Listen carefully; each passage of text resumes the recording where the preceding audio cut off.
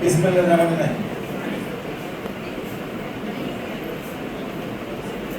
City university কর্তৃক আয়োজিত আজকে এই জুলাই গণঅভ্যুত্থান স্মরণে আলোচনা ও সভা 2026 সম্মানিত সভাপতি, এই বিশ্ববিদ্যালয়ের সম্মানিত VC, brigadier general retired professor doctor engineer Mohammad Lutfor Rahman, উপস্থিত আছেন প্রভিসি কাজী শাহাদাত কবির, ট্রেজারার শাহিদুজ্জামান চৌধুরী, আছেন আজকের অনুষ্ঠানে বিশেষ অতিথি শ্রী সজলের আম্মা আব্বা, উপস্থিত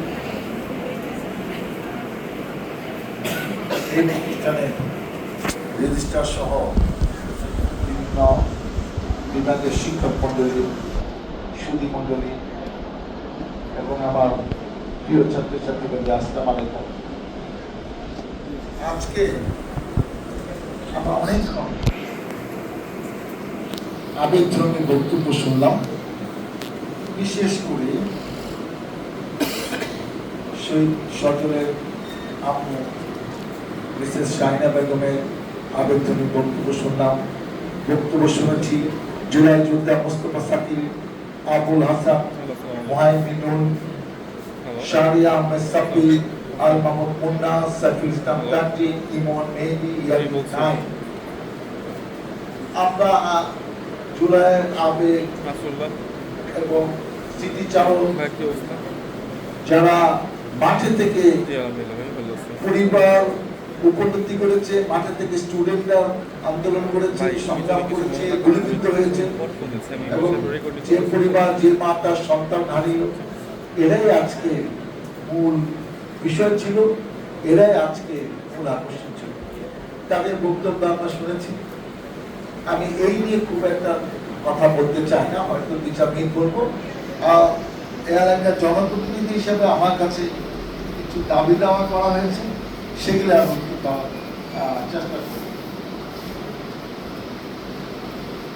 একটা হলো যে দেখেন, এই আন্দোলনটা সফল হয়েছিল, এটা মূল কারণ ছিল পুরো বাংলাদেশে ছাত্ররা যে এই ফ্যাসিস্ট সরকারকে আর আমরা ক্ষমতায় রাখতে চাই, এক মুহূর্তে রাখতে চাই না, পারলে আজকেই তাকে ক্ষমতা ছাড়তে হবে। এবং ছাত্রদের টার্গেট ছিল যে জুলাই মাসের মধ্যে সরকারকে পতন ঘটাতে হবে। শুরু হয়েছিল কোটা আন্দোলন, 16 জুলাই থেকে এটা বেগবান হয় এবং মনে হচ্ছিল যে 31শে জুলাইয়ের মধ্যে পতন ঘটবে, কিন্তু পুলিশের কিছু কিছু বাড়াবাড়ির কারণে, নির্মম আচরণের কারণে এটা আরো 5 দিন লেগে যায়। ছাত্ররা বলতে পছন্দ করে যে আন্দোলন ছিল 36 জুলাই, তারা জুলাইকে ধারণ করে এবং জুলাই মাসকে 31শে জুলাইয়ের সাথে আরো আগস্ট মাসে 5 দিন নিয়ে তারা অনেক জায়গায় এটা নামে ব্যানার করে, ফেসবুকে লেখে, বক্তৃতায় বলে যে 36শে জুলাই আন্দোলন। আমি মনে করি এটা অবশ্যই যুক্তিযুক্ত এবং তারা জুলাই মাসের মধ্যে সরকার পতন করে। আজকে দেখেন, এই জুলাই নিয়ে এক সময় 71 সালে যুদ্ধ হয়েছে এই বাংলাদেশে, আমরা পাকিস্তানিদের বিদায় করেছি, কারণ তারা বৈষম্য করতো, সে কারণে সেই যুদ্ধে সারা বাংলাদেশ ঐক্যবদ্ধভাবে যুদ্ধ করে তাদেরকে আমরা বিদায় করেছি। রক্তক্ষয়ী যুদ্ধ, 9 মাসের যুদ্ধ। কিন্তু স্বাধীনতার পরবর্তীতে আমরা কি দেখলাম? সেই স্বাধীনতার চেতনার নামে একটি দল ক্ষমতায় এসে 2008 সালে মুক্তিযুদ্ধের চেতনা বলে, আপনারা এই প্রজন্মে আপনারা একটু ভাবুন, মুক্তিযুদ্ধের চেতনা অর্থ হলো যে যাকে ইচ্ছা তাকে আমি ধরে নিয়ে নির্যাতন করব, মামলা দিব, হত্যা করব, গুম করব। মুক্তিযুদ্ধের চেতনা মানে কি বিনা ভোটে নির্বাচিত জনপ্রতিনিধি? মানে মুক্তিযোদ্ধার চেতনা মানে আমার দলের লোকেরা ইচ্ছা মতো দুর্নীতি করবে, তাদেরকে কিছু বলা যাবে না। সেটাকে কিভাবে বিতর্কিত করা হয়েছে আমরা সেই কাহিনী জানি। এখন একটা ব্যাপার আপনারা ভাবুন যে আমি সমুদ্রতে ছিলাম, কিন্তু পুরো বাংলাদেশ কিন্তু এখানে ঐক্যবদ্ধ ছিল। যে আপনাকে সাহায্য সহযোগিতা করেছে, একবেলা খেতে দিয়েছে, আপনার বাসায় আশ্রয় নিয়েছে, যে বাবা আপনার সন্তানের পাশে রাস্তায় দাঁড়িয়েছে যে আমার সন্তান যুদ্ধ করছে, আমিও যাব, আমি আর ঘরে বসে থাকতে পারি, কারো অবদান কম না। হেলিকপ্টার গুলি করে যে পরিবারে 2 বছরের 3 বছরের সন্তানকে হত্যা করা হয়েছে, সেই পরিবারের অবদানও কিন্তু এই গণঅভ্যুত্থানে কম না। আমি একটা ঘটনা বলতে চাই। মে মাসে 1971 সালে এই গণস্বাস্থ্য ডাক্তার জাফরুল্লাহ চৌধুরী, উনি এফআরসিএস পরীক্ষা কিছুদিন পর তার পরীক্ষা ফাইনাল পরীক্ষা হবে। এটা মেডিকেল সায়েন্সের একটা পোস্ট গ্রাজুয়েট ডিগ্রি, এবং আমি মনে করি, আমি যেটা একজন ডাক্তার, এটা সবচেয়ে বড় ডিগ্রি পৃথিবীর মধ্যে। সেখানে সে মার কাছে অনুমতি চাচ্ছে। আমাদের সাথে পারিবারিক সম্পর্ক ছিল, আমরা উমেশ দত্তদের সার্থবা বাসায় থাকতাম, জাফরুল্লাহ আর্থবা বাসায় থাকতাম। তা মায়ের কাছ থেকে শুনেছি যে মা, আমি আর পরীক্ষা দিতে পারছি না, আমি পড়াশোনা করতে পারছি না, আমি পরীক্ষা দিব না। মা বলছে না যে দেখো অনেক কষ্ট করে দিচ্ছিস, আর কয়েকদিন পরীক্ষা ওই ডিগ্রিটা নিয়ে না, আমার খুব শখ যে এফআরসিএস পাস করতে, এত বড় একটা ডিগ্রি। বললো মা, আপনি আমাকে অনুমতি দাও, বাংলাদেশে হাজার হাজার লোককে হত্যা করা হচ্ছে, এখানে গণহত্যা হচ্ছে, আমার এই ডিগ্রির দরকার নেই। আমরা 3-4 জন বন্ধু মিলা আলাপ আলোচনা করেছি, আমরা এখন থেকে বিভিন্ন দেশে যাব, সরকারকে বোঝাবো যে বাংলাদেশে গণহত্যা হচ্ছে, আপনাদের সহযোগিতা চাই। মা অনুমতি দিলেন এবং সে আরো বিভিন্ন দেশে ঘুরে ঘুরে জানানো শুরু করলেন যে বাংলাদেশে গণহত্যা হচ্ছে। জাফরুল্লাহ চৌধুরীর মাধ্যমে সারা বিশ্ব জেনেছে যে বাংলাদেশে গণহত্যার কাহিনী। উনি কিন্তু আর পরীক্ষা দিতে পারেন না। উনি কিন্তু আমাদের মতো এমবিবিএস, বাংলাদেশি মেডিকেল সায়েন্সের বেসিক ডিগ্রি, সেই ডিগ্রি নিয়ে আজকে জাতীয় ব্যক্তিত্বে পরিণত হয়েছে। তার অবদান কিন্তু কোনো অংশ কম না। আজকে আমার ভাইয়ের রক্তে লাগানো 21শে ফেব্রুয়ারি আমি যে বুঝতে পারি, শহীদ আলতাফ মাহমুদ, তাকে 3রা সেপ্টেম্বর 1971 সালে ধরে নিয়ে যান। তার অপরাধ, সে মুক্তিযোদ্ধাদের 2টা অস্ত্র বাসার নিচে লুকিয়ে রাখছে, রাজাকাররা ধরে নিয়ে যান এবং তাকে আর খুঁজে পাওয়া যায়। দেখেন, সে তো যুদ্ধ করে নাই, তার অবদান কি কম? আমি যে কথাটা বলার জন্য এইসব সত্য ঘটনা আপনাদের সামনে উপস্থাপন করলাম, এই যুদ্ধ ছিল সবার, আপনার সবাই ঐক্যবদ্ধ করবার, সরাসরি বা নেপথ্য থেকে এই যুদ্ধের সাথে গণঅভ্যুত্থানের সাথে জড়িত ছিলাম। অতএব এই যুদ্ধকে নিয়ে যেন কোনো বিতর্কিত ব্যাপার, বিতর্কিত কথা আমরা যেন না বলি, এবং যে পরিবারের সন্তানকে আজকে শহীদ সজল, তার মা যে আবেগের কথা বললেন, তার অপরাধ কি? তার সন্তানটা চলে গেছে, তার সন্তান ইঞ্জিনিয়ার হতে পারে না, সে ইঞ্জিনিয়ার মা হতে পারত, হয়েছে শহীদ সজলের মা। আজকে দেখেন, আমরা যেন এই ব্যাপারগুলোকে বিতর্ক না করি। তার কাপড় নিয়ে যে কাহিনী শুনলাম, যেটা গাইবান্ধায় হয়েছে, এটা খুবই দুঃখজনক। আমি ওনাকে অনুরোধ করব যে আপনি এই কথাগুলো আরো স্পষ্ট করে, তুমি দাবি দেওয়া থাকলে কোনো মানববন্ধন করলে গাইবান্ধার জন্য সক্রিয় হয়ে এটা আদায় করে নেয়। তারপরে আপনি ইতিমধ্যে বলেছেন আমি নিজের টাকা সেটা করেছি। আমি মনে করি যেহেতু এটা ওইখানে করেছে, আপনি আমাকে বলেছিলেন যে ডিসি সাহেব একটু বলে দেন, ডিসি সাহেবকে পাইলে ঠিক আছে, আমার সুযোগ থাকলে আমি ডিসি সাহেবকে একটু বলে দেব। পরিশেষে আমি যেটা বলতে চাই, দেখেন, অনেকে একটা ভুল মেসেজ দেওয়ার চেষ্টা করছে, সেটা হলো যে জুলাই সনদ নাকি বাস্তবায়ন হবে। এই জুলাই সনদ গণভোটে প্রতিফলিত হয়েছে। এখানে যেসব ব্যাপার নিয়ে কোনো সমস্যা নাই, আমাদের নেতা মাননীয় প্রধানমন্ত্রী তারেক রহমান বলেছেন, আমাদের স্বরাষ্ট্রমন্ত্রী বলেছেন, জুলাই সনদ অক্ষরে বাস্তবায়ন হবে, এটা নিয়ে কোনো বোঝাবুঝি সুযোগ নেই।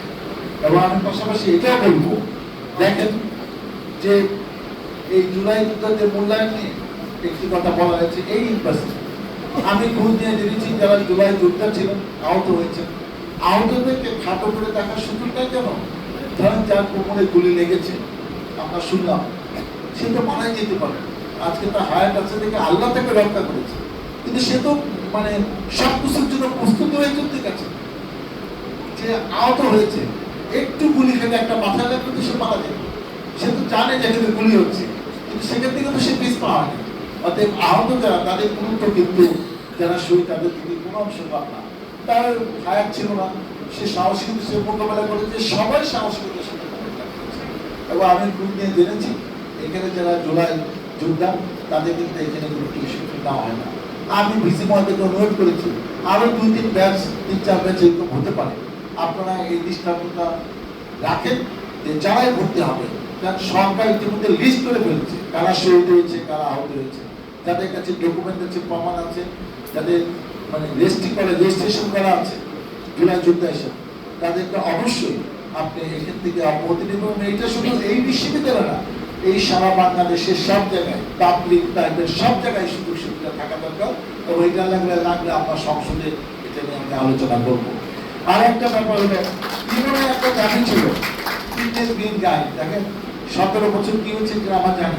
আমি তোমাকে এবং তোমাদেরকে ছাত্রদের অনুরোধ করবো, তোমরা একটা ছোটখাটো মানববন্ধন করে একটা স্মারকলিপি ইউনো বরাবর পার্টি এটা যেখানে যেখানে পাঠানো দরকার এই এলাকার জনপ্রতিনিধি হিসাবে আমি আমার দায়িত্ব থেকে সেই কাজটি করবো। আমি তোমাদের কথা দিয়ে গেলাম। আরেকটি ব্যাপার তোমরা বলেছো যে এই যে সরকারের আমর্যাদা দাবি, যে তারা চাচ্ছে যে তাদের লাইব্রেরি একটা জায়গায় কর্নার যেটা আরো গুরুত্বপূর্ণ হবে, তার কোনো কিছু জিনিস থাকলে তাকে একটি কর্নার বড়সড় করে এখানে বই, এবং জুলাইকে নিয়ে অনেক বই ইতিমধ্যে হয়েছে। আমি বিসি মহোদয়কে অনুরোধ করবো সেই বইগুলা আপনার একটি গুরুত্ব সহকারে বেশ কিছু দ্বিপার্শ্ব বই যেন এই লাইব্রেরিতে থাকে, তাহলে মনে হবে আমার জুলাইয়ের চেতনাকে ধারণ করছি আমরা একটা। কারণ এই স্মৃতিটা তো আমরা অনেকে জানি না, যারা জানে না তাদের তো পড়ার অধিকার আছে। অতএব এই কোনো একটি বিশ্ববিদ্যালয়ে জুলাইয়ের উপর যারা যারা বই লিখেছে 100-200 বই এখানে থাকবে না, এটা তো হতে পারে না। এটার ব্যাপারে আমরা যেন আগামীতে যখন এখানে আসবো আমরা যেন সেই ব্যাপারটা দেখতে পারি। আর একটা ব্যাপার আমাকে বলা হয়েছে রায়ের কার্যকারিতা। শুনেন, কোর্টের রায় একবার হলে কিন্তু একটু সময় লাগে, তাড়াহুড়া করলে কিন্তু অনেক সময় ভুলভ্রান্তি হইতে পারে, অনেক রিট করতে পারে। ইতিমধ্যে অনেক রায় কার্যকারিতা যে দেশে নাই তার রায় আপনি কার্যকারিতা কেউ ঢুকবে, সে তো দেশে পায়নি। এবং আমি একটু বিশ্বাস করি অনেক মামলা হচ্ছে, ম্যাক্সিমাম শহীদ পরিবারে কিন্তু মামলা করছে, মামলাগুলো চলমান আছে। এটা নিয়ে এই সরকার যথেষ্ট আন্তরিক, আপনারা অপেক্ষা করেন। কারণ একটা সরকার কিন্তু অনেকদিন এইসব মামলা টামলা শুরু করে ইলেকশনের মাধ্যমে বিদায় নিচ্ছে, জনগণের ভোটে যারা নির্বাচিত করে দেশ পরিচালনা করবে। তাই আমি বিশ্বাস করি আপনি অপেক্ষা করেন, এই রায়ের ব্যাপারে কোনো ফাঁকফোঁক হবে না এবং রায় অবশ্যই কার্যকর হবে। এখানে কোনো চালাকি করার সুযোগ নেই। এটা বাংলাদেশের প্রত্যেকটি মানুষের, প্রত্যেকটি ছাত্র শ্রমিক জনতা এটা বড় দাবি। আমাদের এই ব্যাপারে ছাড় দেওয়ার সরকারের কোনো ব্যক্তি গোষ্ঠী কোনো সুযোগ নাই। আমি গতকাল ইয়েতে গিয়ে ইস্টার্ন ইউনিভার্সিটি থেকে ঘোষণা দিয়েছিলাম যে এই এলাকায় এমন কিছু সমস্যা আছে, যখন বিউলিয়া ইউনিয়নকে ট্রিট করা হয় যে 8-10টা ইউনিয়নের মতো, সেখানে কিন্তু আমাদের অনুদানে একটা লিমিটেশন চলে আসে। কিন্তু এখানে অনুদান হওয়ার দরকার। এই চাপ এখানে 50,000 স্টুডেন্ট এই 5-6টা ইউনিভার্সিটিতে পড়াশোনা করছে, তাদেরকে অপারেটিভ দেওয়ার জন্য আমরা একটা ঘোষণা করেছি। ইতিমধ্যে 5টা ইউনিভার্সিটি বিসিটা বসে একটা তারা ঐক্যমত হয়েছে, তারা নাম দিয়েছে আসলে হায়ার এডুকেশন সিটি। আমি এটা কালকে ঘোষণা দিয়েছি। এই ক্যাটাগরিতে স্পেশাল সিটি হিসাবে, ইউনিয়ন হিসাবে এখানে আমাদের রাস্তাঘাটগুলা অবিলম্বে, আমরা কয়েক মাসের মধ্যে রাস্তার কাজগুলো আমার কাছে যেটা দাবি করা হয়েছে সিএনপি রাস্তা থেকে আটকা পর্যন্ত, আমি আজকে কথা দেখলাম অর্ধেকের ভিতর থেকে কয়েক মাসের মধ্যে আমার রাস্তার একটা ব্যবস্থা করে দেবো। এবং এখানকার যে বিদ্যুতের সমস্যা, রাস্তাঘাটের সমস্যা, এগুলা যেন না থাকে। আমাদের প্রিয় ছাত্রছাত্রীরা যেখানে কষ্ট করে এখানে এসছেন ঢাকা থেকে পড়াশোনা করতে, তারা যেন স্বাধীনভাবে এই বাংলাদেশের নাগরিক হিসাবে ন্যূনতম সুযোগ সুবিধা মধ্যে পড়াশোনা করতে পারে, সেই ব্যাপারটা আমি দেখবো। পরিশেষে আজকে এরকম একটি দিনে আমিও 18 সাল থেকে একটু লেখালেখি করি। আমি পালিয়ে থেকে জেলে থেকে আমি কম বেশি বই লিখেছি। আমি 3বার জেলে গিয়েছিলাম, আমার নামে 72টা মামলা ছিল। মামলাগুলো হয়তো এখন আর নাই, কিন্তু জেলের স্মৃতি তার ভুলতে পারি না। সেগুলো নিয়ে আমার কিছু অভিজ্ঞতা কথা বলতে লেগেছে। এখন পর্যন্ত আমার 16টি বই বেরিয়েছে। আমি এই সিটি ইউনিভার্সিটি লাইব্রেরিতে এই বইগুলো আনুষ্ঠানিকভাবে আজকে আমি বিসি মহোদয়ের হাতে এটা হস্তান্তর করতে যাচ্ছি। স্যার যদি আমি কিতাব করেছি, সবাইকে অনেক অনেক ধন্যবাদ জানিয়ে আমি আমার বক্তব্য শেষ করছি। আল্লাহ হাফেজ।